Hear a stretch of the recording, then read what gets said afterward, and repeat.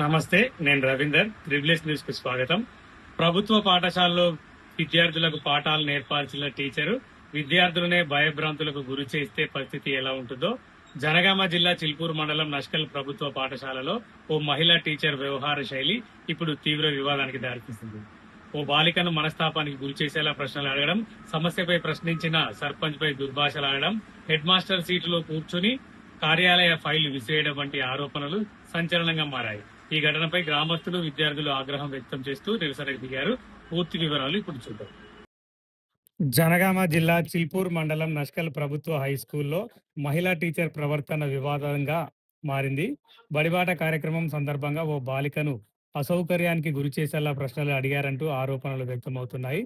ఈ విషయాన్ని సర్పంచ్ రాజు head master దృష్టికి తీసుకువెళ్లగా టీచర్తో వాగ్వాదం చోటు చేసుకున్నట్లు గ్రామస్తులు చెబుతున్నారు. తాను బాస్నంటూ హెడ్ మాస్టర్ సీట్లో కూర్చోవడం, ఫైళ్లు విసిరేయడం వంటి ఘటనలతో స్కూల్లో ఉద్రిక్త పరిస్థితులు నెలకొన్నాయి.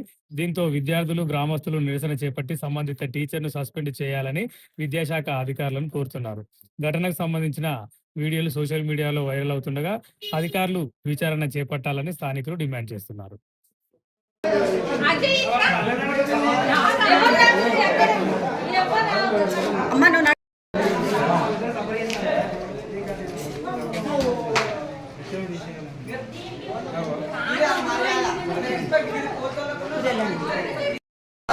ఇంగ్లీష్ టీచర్ మాకొద్దు, జ్యోతి మేడం మాకొద్దు, జ్యోతి మేడం మాకొద్దు, జ్యోతి మేడం మాకొద్దు.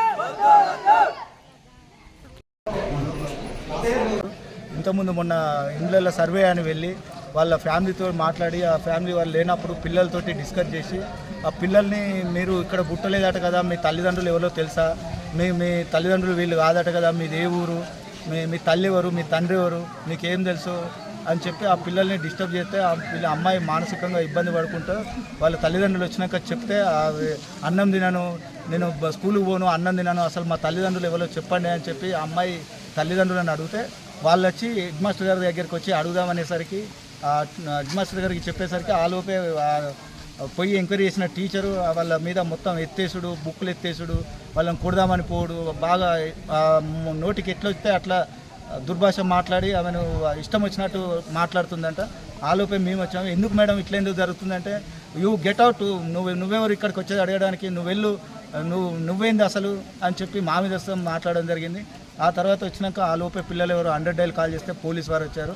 పోలీస్ వారు వస్తే వాళ్ళని సుతం మీకేం సంబంధం అని వచ్చింది, ఇది మా స్కూలు మా ఇష్టం అని చెప్పి వాళ్ళని సుతం ఇష్టం ఉన్నట్టు మాట్లాడి మిమ్మల్ని అరెస్ట్ చేస్తాను నేను, మీకే సంఖ్యలు ఎత్తాను నేను అని చెప్పి ఒక ఏఎస్ఐ గారు మేడం వచ్చింది, ఒక కానిస్టేబుల్ గారు వచ్చారు, వాళ్ళని సుతం ఇష్టం వచ్చినట్టు మాట్లాడింది. వర్షిణి అనే అమ్మాయి వాళ్ళ ఇంటికి వెళ్ళిందంట.